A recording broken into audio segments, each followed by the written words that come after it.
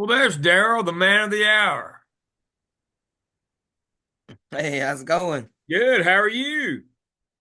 Doing good, doing good. Good. There's Jonathan. He's joining us. And Sarah. Good. Good. Good. Good. Good. There we go. Jonathan, how are you and how's your dad, more importantly? I am here and he's still here too. So that's the positive. That's a Oh win. yeah. There you go. So That's a win. I tell he's people I don't home. mean to be ugly, but another day above the dirt's a good day. That's it. Yep. He's home and there's the only big thing that we're seeing is speech is kind of affected. Um, he's a lot harder to understand, speaks a lot more slowly, stammers a whole lot more. But I mean, out of all the things that you could have happen, it could be a lot worse. So Yeah. So is this blood clot based going to his brain or? so there was so many different things going on. We went from stroke to seizure to um internal bleeding. Like it was just Yeah. we were all over the place. So Yeah. I'm not exactly sure what the root of everything is because he's Yeah. still coming back for testing, but Yeah. Long time recovered most of ago. his function. I'm thinking in 12 years ago. Yeah, 12 years ago. 12 years ago, about this time, went through this, and it was a bleeder for my dad. Mhm. So it was all three, but it Yeah. was caused by a bleeder, Mhm. internal bleeding, back of the Yeah. heart, Hmm. caused seizures and stroke, causes blood clots. They were like somebody hitting him on the head with a hammer. Right. So that was yeah. So it was C, all the above. Uh, Gotcha.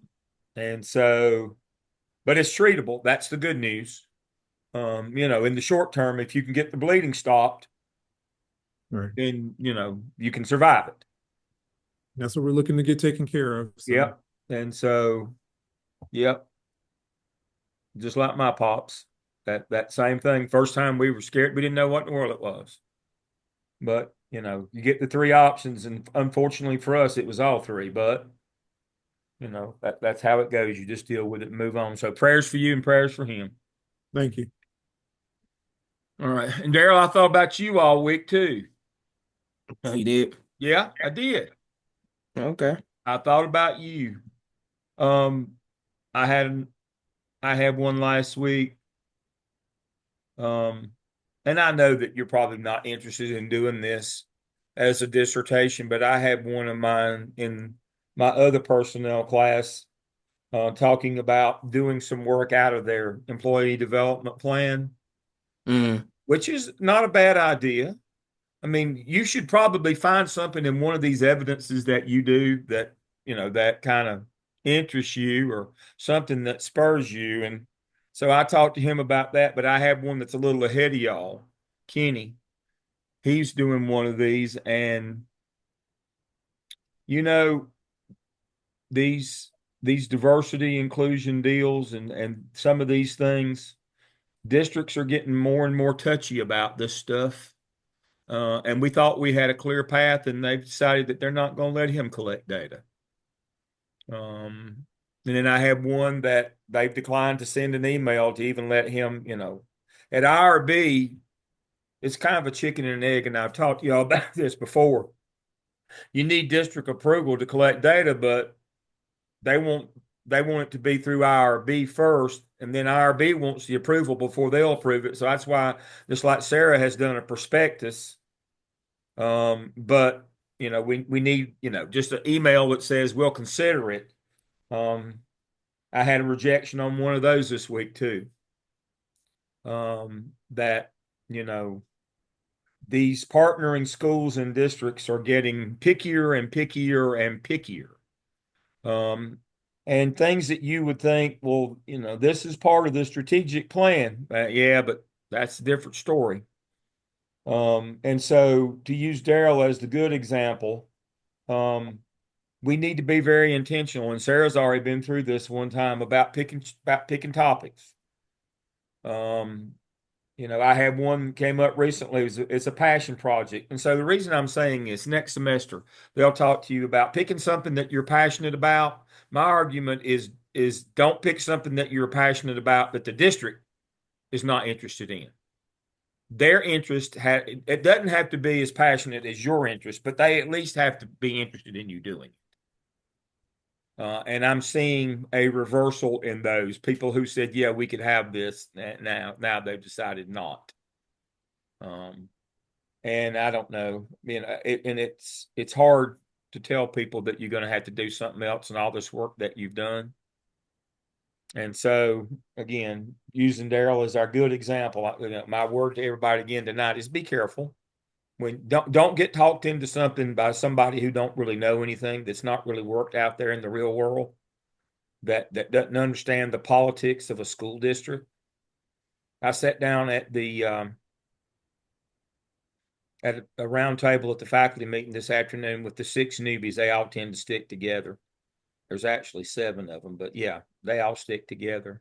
And I said, "Where were y'all at lunch today?" And they said, "Well, what do you mean?" I said, "Today was Thanksgiving Day lunch at Gardner Webb. You got an email. Why didn't you show up?" "Well, nobody said we had to go." Nobody's going to tell you that how the politics work in your organization. You're supposed to be smart enough to know you ought to show up for Thanksgiving lunch when the president's going to be there with his entourage, shaking hands and greeting everybody. Why didn't you show up today? "Well, we didn't know. Nobody told us." Yes, you got an email. How do you not understand the politics of this place? All of y'all are young assistant professors. They don't need all 7 of you. Only about 3 of you are going to stick. If they know your name, you might have a shot. If they don't, I told them today, I said, I wish I knew which 4 of y'all not to bother to learn your name. I got enough information in my head because they ain't going to keep but 3 of you.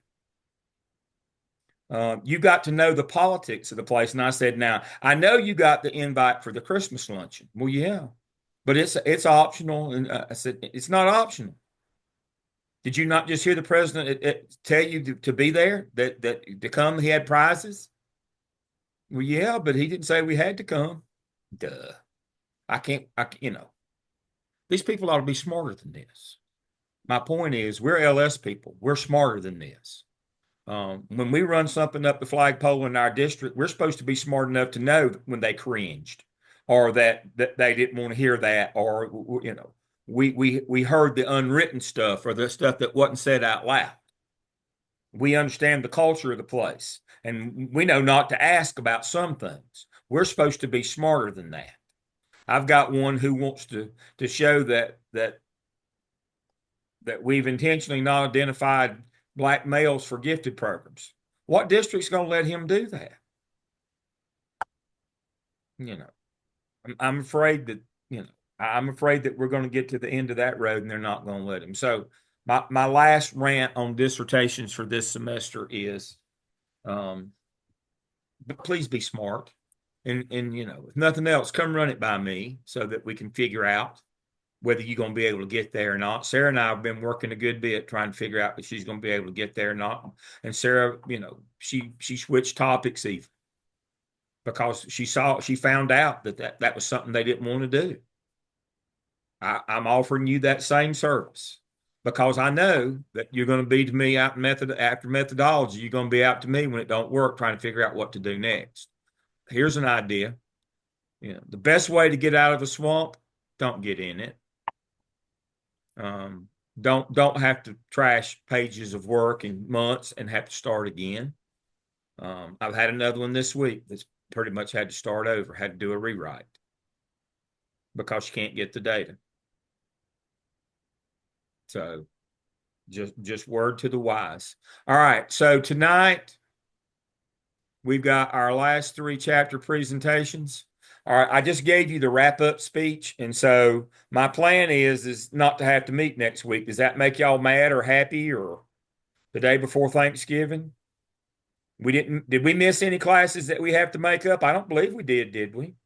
We're good to go. We're good to go. I always build a makeup in at the end in case, we have a canceled class, but we didn't. We're good. We're good to go. We've made everything up so that tonight will be our last night. Let me look at our lineup for the evening. Our lineup for the evening is Daryl, Rebecca, and Sarah. And so hopefully everybody's all here and ready to go. Anybody have any questions? Anybody have Hey, anything that they need to share with yeah, me before we I have two start? things. Yeah, I have two things. First thing is, so with my dissertation, I mean, I had multiple topics. I mean, I have two other Yeah, topics that I'll run by you. Um, yeah, so yeah, and I'll get with you about that. yeah. But I didn't. Um, My point was I didn't think you were picking what we were talking about last week. But the but no, idea I'm here not. is, Yeah, definitely. I definitely you can't know, pick that some tonight. some Yeah, things are more sensitive than others, and I yeah, was just using that as metaphor. Something like right. that might be sensitive, and it might not shed your organization in the best light. So, and Yeah, I'm sometimes amazed at what people will allow and what they won't allow. I'm usually a pretty good judge of that, But again, sometimes they'll let you do it, but then they'll punish you for having done it. That's what they did with Heidi. right. That's exactly what And the thing was, is her dissertation's what they hired her for. Hmm. But then they punished her for having done it. That was the most amazing thing. Yeah. Yep. Belmont Abbey hired her to do exactly what she did in her dissertation. And then they let her go because of it. So what they tell you and what's important to them is not always the same thing, is my point. And that was the point I was making with Daryl last week. What they tell you and what's really important, the evidence shows it's not really important. That was the whole idea. Be more looking at what people do, not what they say. Their public face and their forward facing rhetoric or information that they put out. You have to take that with a grain of salt. Look at what they do, and that's a good clue or a good guide to topics that you need to avoid. Even if they let you do it, they'll punish you later for having done it. So remember, we want to all be employed when the dissertation is over and on an upward trajectory. That's the whole idea. The dissertation won't help you if you get fired along the way. We want you to still be employed at the end. And I had to have that conversation with one last Thursday. You're lighting your district on fire. You're just a lowly AP on your first contract. All they've got to do is just non-renew you. Don't have to tell you why. Why are you doing this? Well, this is my passion. Oh my Lord. We're not curriculum people. We're LS people. We don't do passion. We do competence. We do activity. We do level-headed. We're pragmatic. We work on probabilities. That's what LS people do. We don't get all emotional and flowery and over the top and you know. Did I use this metaphor with y'all already? Who knows who the talking heads are?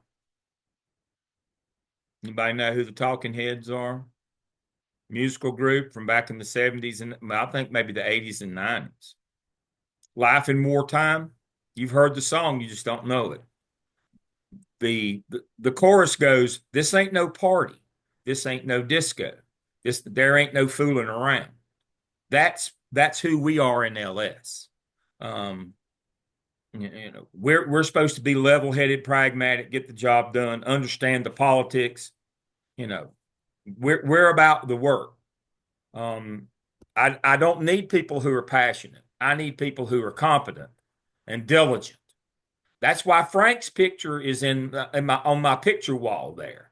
That's Frank's not smart, but Frank is competent and diligent. And he does exactly what he needs to do, what you tell him to do when you tell him to do it. And he got through. That I need competence and diligence. I don't need passion, because passionate people tend to be real high but then real low. I need you to be even keel through this process if you want to get through it. I need for you to be regular every day. I need a consistent effort. I need for you not to get too high or not to get too low. I need you even keel. If you can manage that emotional state, it'll be really, and this is just business. It's not personal. It's just business. Make business decisions. All right. Daryl, you ready to start your share and get us kicked off tonight? Well, that was the next thing. I apologize. I got mixed up with the dates. I thought that we would start with chapter 1, but I didn't know. So I don't have my 17 today. So What have you got? I have chapter 17 and 18. Okay, and what do you have and don't have? Well, I don't have the presentation. I don't have it. Okay, no problem. Yeah. All right, let me share my screen. Yeah, sorry about that. All right, that's all right. Just make sure you put it in the Dropbox. Okay, let me see. I will. I 17. got mixed up with the dates. All right. My head really does hurt. All right, so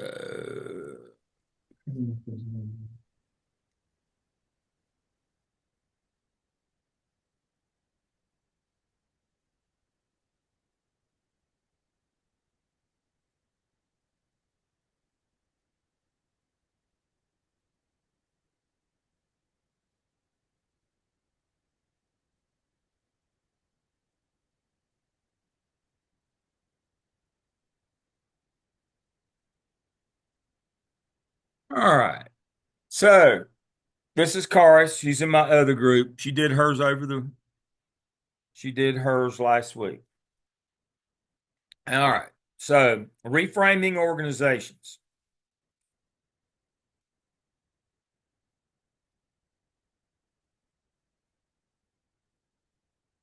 All right. Lessons from an election. Shape the narrative in order to control how voters perceive you and your opponent. Leadership reality is you need a coalition stronger than your opposition's coalition. We all know that. The thing that matters here is shaping the narrative. That's what's important when in reframing. Reframing is basically doing a new marketing campaign, trying to start a new narrative. And so the idea here is that you have to control the narrative. You can't let somebody else control the narrative for you. And then it goes through the different types of leaderships. Trait theory is how we started with Kurt Lewin and those people back in the 30s and 40s. You know, a lot of those traits were physical, male, tall, loud. Then we had leadership style. That was Hershey and Blanchard. And that's the 4 quadrants where you apply varying levels of task and relationship behaviors based on the maturity or the readiness of your followers. That was the central leadership style theory in my dissertation 35 years ago. And so we have moved past that. Now, contingency came before leadership. That was Redden and the contingency people from Ohio State in the 1960s. Leadership style spun out of it. So she's got these two backwards. Contingency came before leadership style. That's Hershey and Blanchard picked up with Redden's work in the Ohio State people and developed situational leadership. Contingency is basically situational leadership. And so situational leadership style theory, that's situational leadership. It came out of contingency. Leader member exchange, again, that's more of that contingency, the relationship piece of it.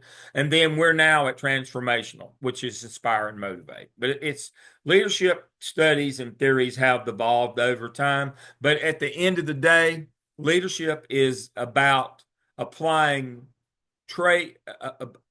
task and relationship behaviors. Task behaviors are let's get this done. This is what we got to do. Relationship behaviors are just that. They're about what kind of relationship you have with the follower. The idea here is that older, more experienced, more mature, more ready workers don't need as much emotional or task.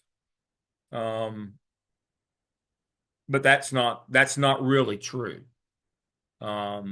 But that's the whole idea is that beginners need high task, high relationship. Got to tell them what to do and be supportive. And your best workers, your oldest, they don't need either. Neither of those is true, by the way.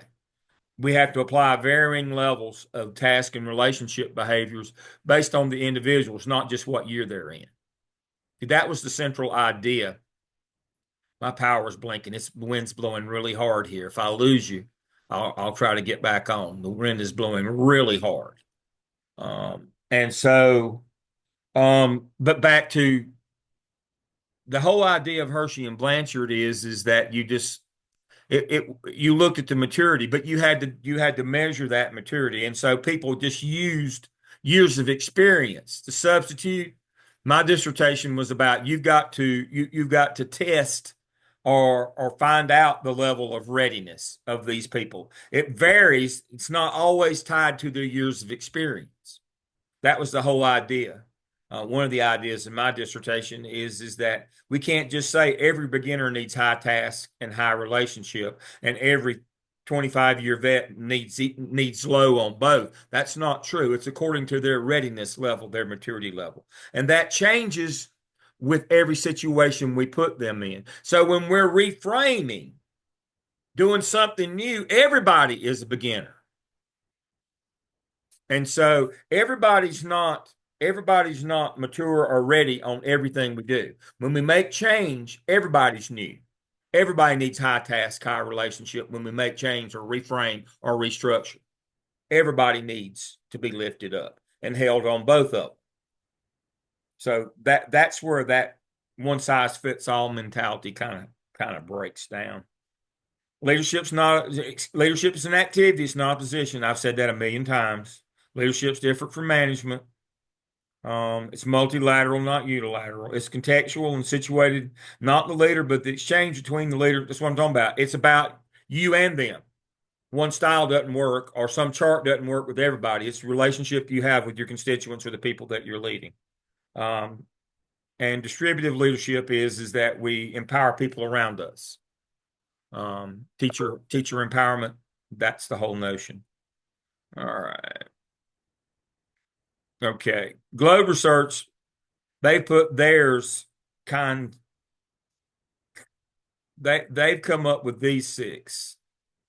Charismatic, value-based leader sets high standards, seeks to inspire, team-oriented, participative, humane. This is what transformational leadership is supposed to be. These 6 things.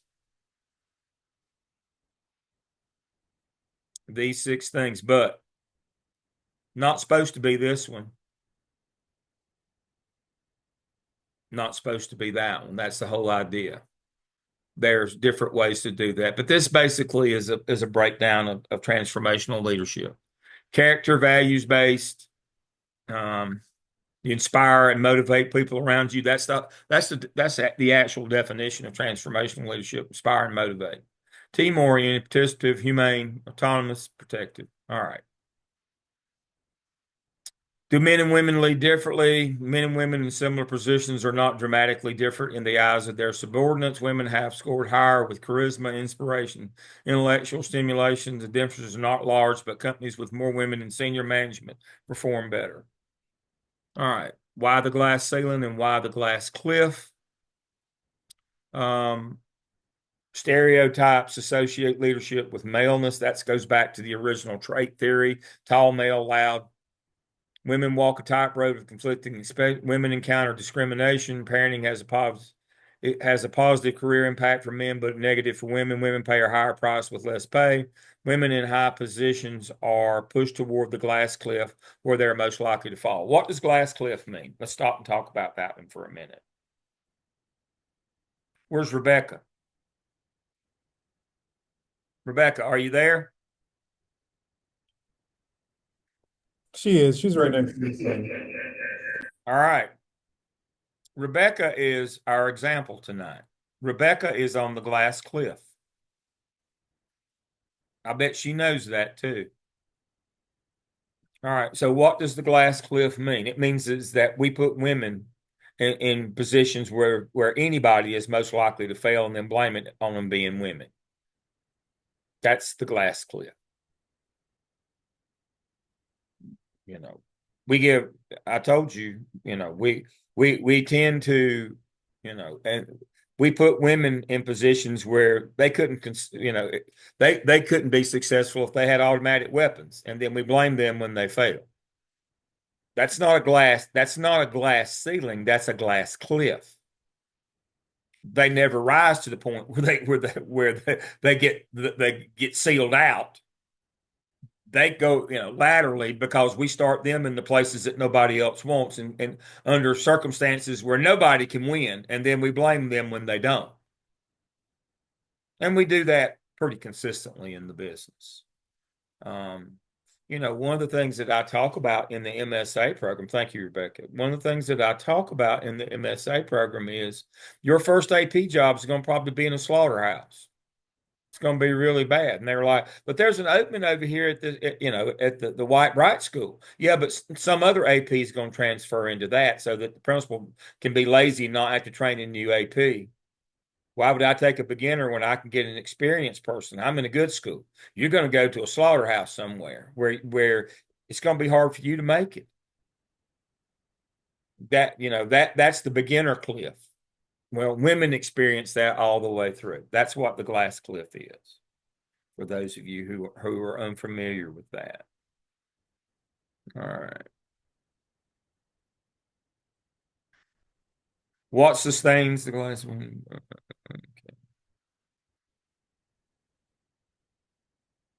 Final thoughts on recognize the correlation between power and position. Qualitative and quantitative studies on leadership are similar and help us understand the characteristics of leaders and how leaders work. Culture and gender play a major role in determining who leads and how they can be most effective. Leadership is widely misunderstood. That means people think it's a position, not an activity, and it's the other way around. All right, that's chapter 17. All right, reframing leadership in 18. Structural leaders do their homework. They rethink the relationship of structure, strategy, and environment. Structural leaders focus on implementation. Effective structural leaders experiment. Now, I don't know about that number 4. I think that's taken out of context. I don't know that we experiment. I think we might try new things, but they're not really experiments, not in our business. But the third quadrant there, the lower left, that's the one that we need to be focused on most as school-based leaders. As school-based leaders, you're number 4. As central office-based leaders, you're top right. Rethink the relationship of structure, strategy, and environment, big picture stuff. Remember, at the school level, we don't even think about what to teach. We just think about how. We're about implementation. We don't do content. We just do process. The top right's about content. What should we be doing? Relationship, structure, strategy. Lower left is, we're LS people. We come in to get the work done. That's why I tell doctoral students, you heard me say 1,000 times, don't think. You're hurting the team. I just need for you to implement what I tell you to do. Don't sit and think and wonder and wiggle and I think it ought to be. Don't think. You got to get in the habit of that, especially at the school level, of understanding. There's times that you can think, but you're also supposed to know when you just need to follow with fidelity what has been done. We hired you to implement, to follow law and policy. Period. And as I told you, there'll be a trick question when you interview to be a principal. They'll ask you, if there's a law or policy you don't agree with, would you enforce it? Yes, I will, because that's what you hired me to do. And so for school-based administrators, focus on implementation. You have the luxury to be thinkers when you get to the central office, top right. When is leadership effective and when is it not? We're not going to go through this. I can tell you, I can summarize. Leadership's not effective when nobody follows you. First tenet of leadership, followership. You can't be a leader if nobody follows you. So now you can figure out why they're not following you. That's what this chart's for. But people ask me overarching, what is leadership? How do we know if it's effective, if it's working? If people are following, that would be leadership. If they're not, it's not effective. It's not leadership.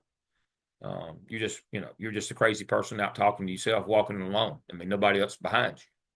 And so now this supposedly gives you a somewhat semi-rational way to determine why people are or aren't following you. And so you can do that. But in the end, if people aren't following, you're not leading.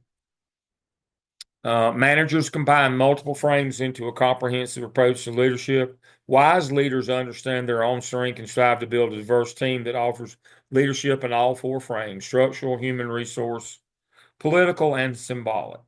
And so what I was talking to as I end up and circle back to where I started, what I was trying to say to those 7 new people who are young people who have come to Gardner Webb, you need to understand political leadership as well. There's certain things that you need to show up for, that you need to be seen. That's important. Symbols are important. You can see I've got my Gardner Webb shirt on, and I had a little warm up on top of it today, a little thin one with Gardner Webb logo, because I knew what was I going to be doing at lunch today. I was going to the cafeteria to see and be seen, meeting a group of people from up in the numbers crunching office. VP, that's my best friend. We had lunch today, and his staff. I went up to see them, and he said, "Well, why don't you take some of the education people? I see them every day. I'm hobnobbing. I'm doing the symbolic stuff today. I had the appropriate attire on. Was at the appropriate place at the appropriate time. You think that's important in leadership? You think that's important when I want to get stuff done at the campus?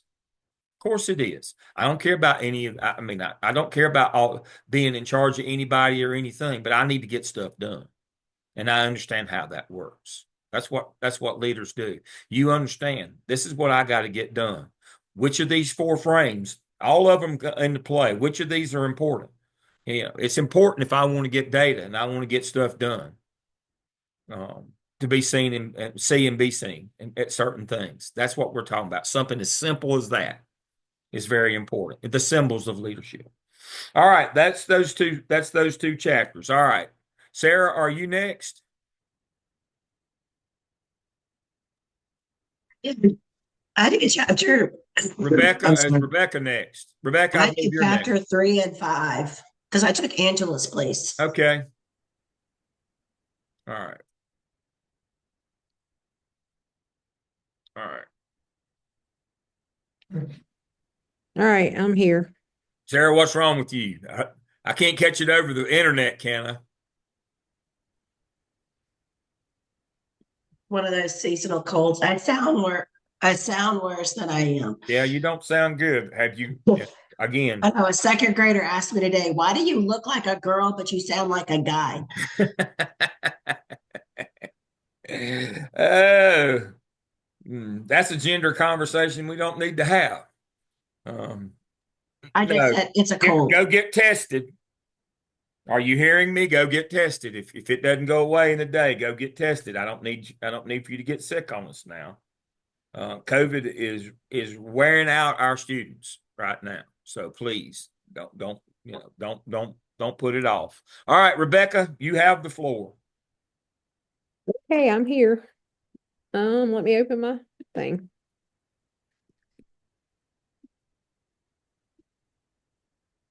This has been a week, I will say that.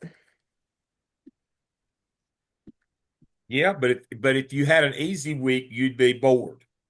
I don't know about all that. No, when I have an easy week where nothing is just, there's not arterial blood spray, I feel guilty.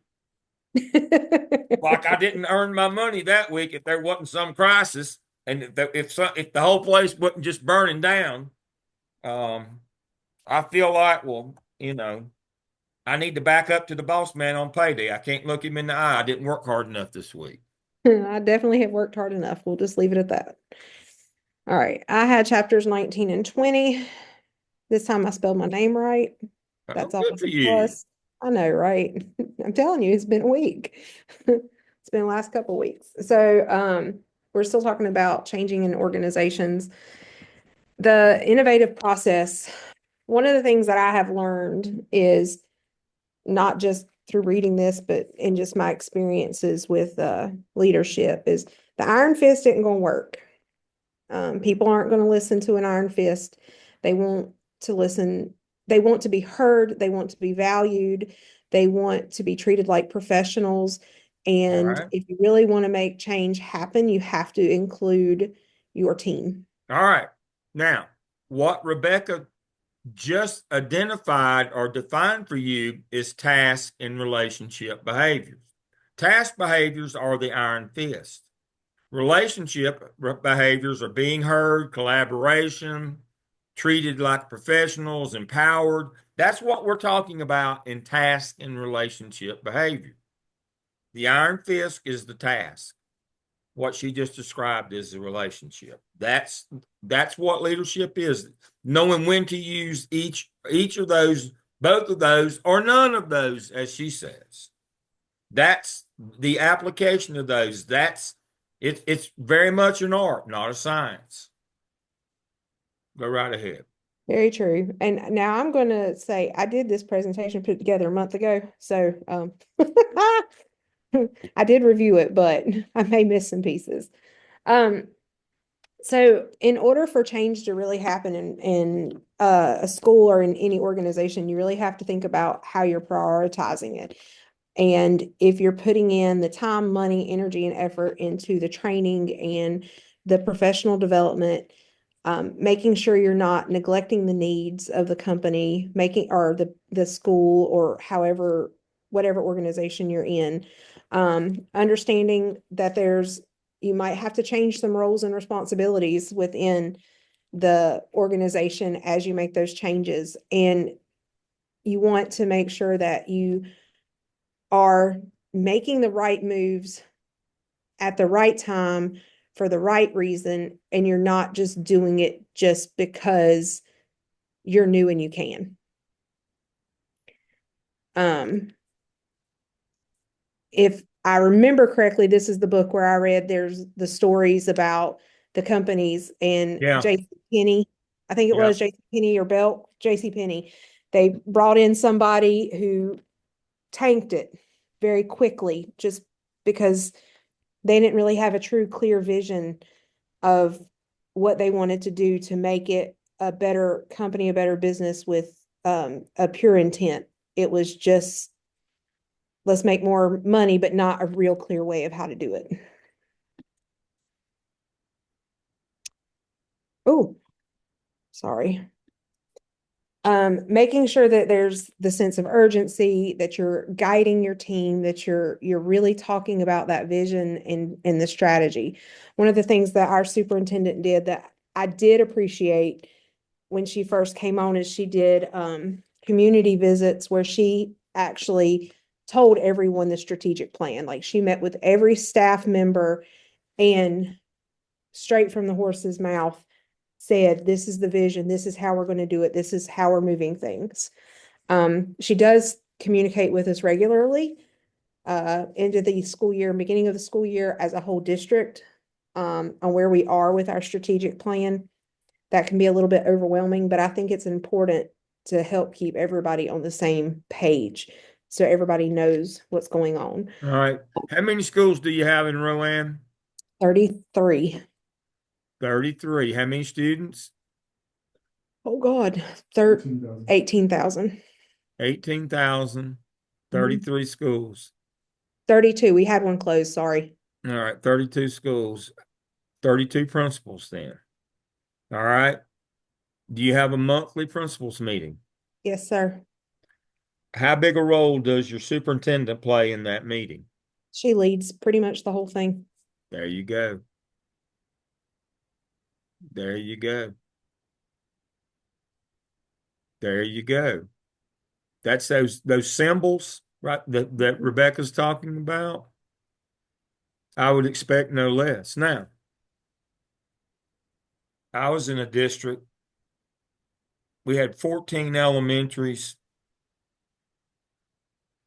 four,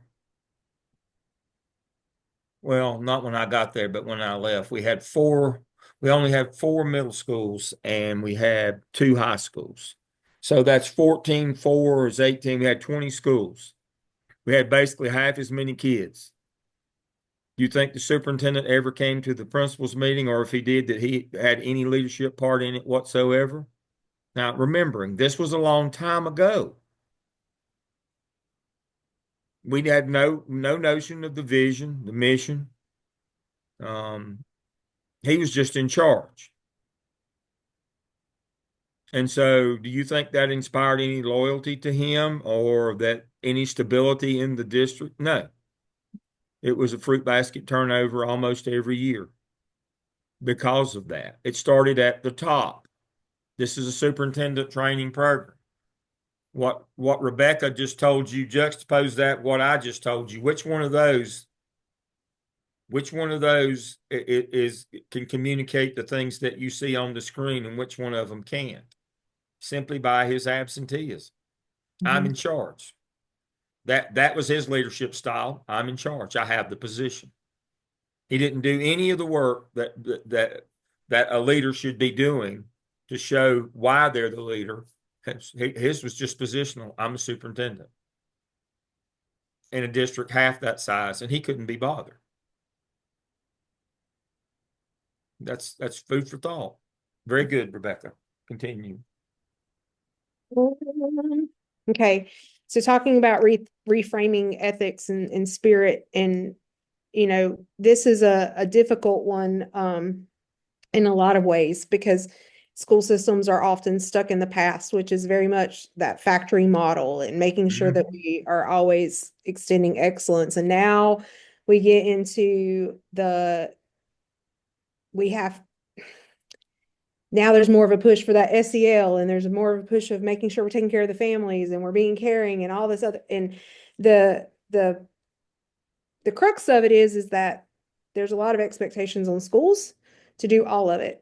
Yes. And it gets extremely hard. So you really do, as a leader, have to think about what are the core values of your school or of your school system, and where are you going to focus and what are you going to do? Yes, ultimately it is to move students academically, but you can't put all this weight on all the academics and then all this weight on we're caring and we're taking care of the family and the communities and all this, like, you've really got to think about what your core values are as a district. I like these two things, these two quotes that were in the reading. Leading is giving leadership, and as an ethic of gift of oneself. It really is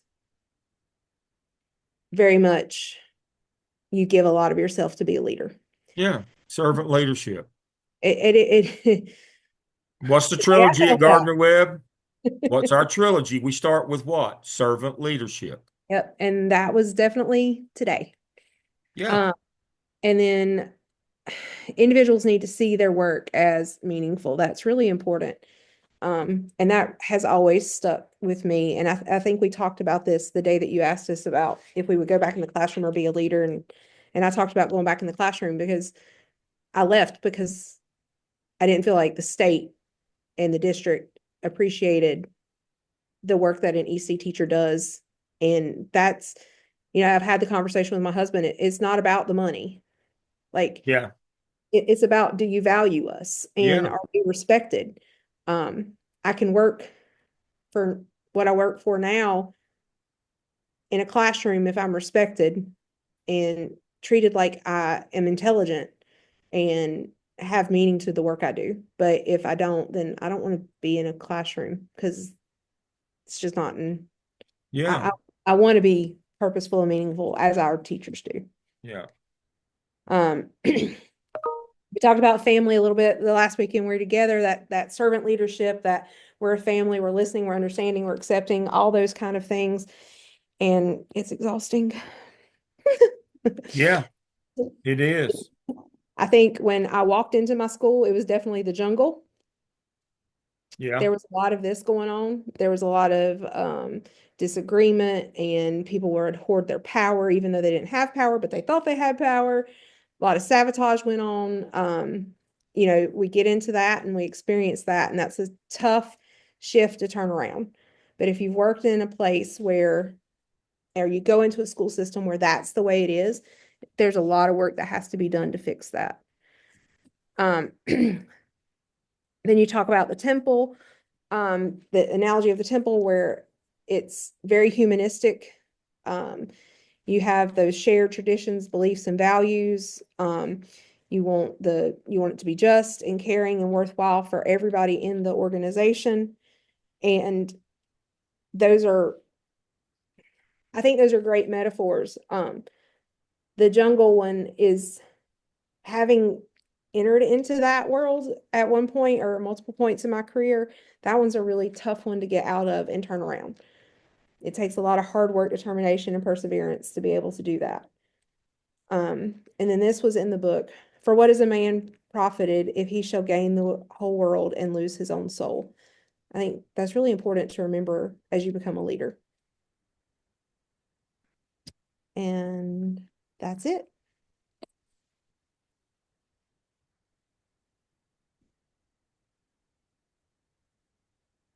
All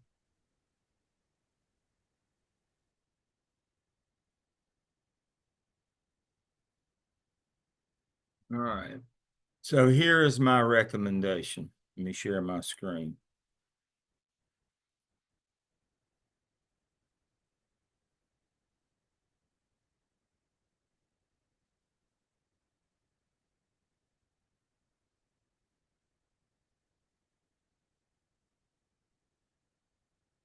For further reading.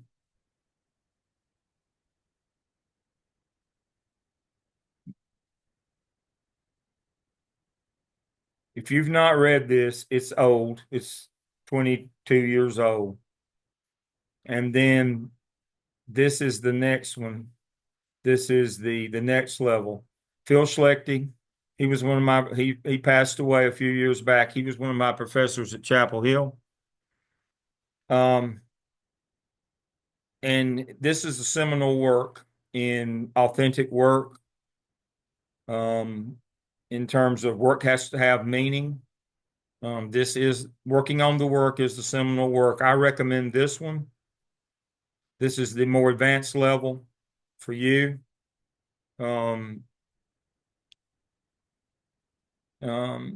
Next Step resource, Field Hunters Workshop, and Selecting Step, working on the work was first published. This is for you to work with your teachers.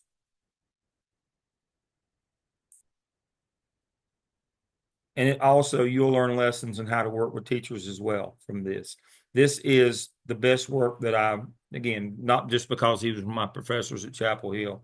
This is the seminal work on authentic work, on work that has meaning. You need to be engaging your teachers in this, but basically this is not only for them how to do authentic work in their classroom, but how for you to do it working with teachers who are doing that. This is a good one right here. Phil Schlechte, working on the work, and then the second level of this. You must be authentic, folks. You must be a servant. I'll use myself as the bad example. I'm really good at that. All right. So this is how I started. Well, I didn't start my day with this, but this is one of the things that my day to day. You can see this one. One of the folks that work for me, Dr. Wilson Norman, she's teaching a class and she's doing dissertation work. It says, look at the similarity report for Crystal. Report is saying 99%, but it looks like her writing that turning in is picking up her own writing. What do I need to do? Now, I could have said, check the handbook, the manual. You should know this, any number of things, because I was in a meeting at that time had 73 other things that I was working on today. Was in the middle of the numbers meeting, but I took a few minutes, and so it took me I got out of the meeting a few minutes later. And what did I do? I told her step by step. I went in, I screenshotted everything that she needed to do that went along with my narrative. And this is the email that I got a few minutes ago.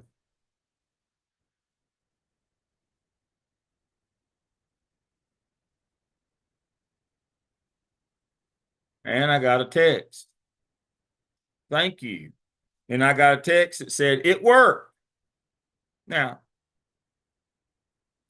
I am not a hero for having done that, but that is an example of what Rebecca was talking about being a servant leader.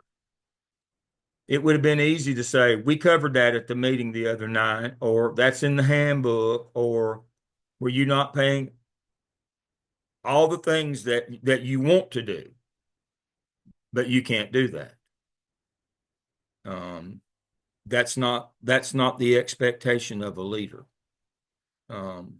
You stop, you be a servant for a few minutes. That's your job. You can't just talk about being a servant leader. You got to be one. And that means you may have to do things like that. You're like, for the 73rd time, good Lord, I've gone over this. We've had meetings. We covered this at Next Step Conference back in October. Oh, my Lord. But that doesn't matter. That's not what that person wants to hear. They need your help. Take your boss cap off and be a servant for a few minutes. It took me 5 minutes to do that. That's what you're supposed to do. Again, I'm not patting myself on the back. That's not extra or special. That's the expectation. I did my job. That's what I was supposed to do.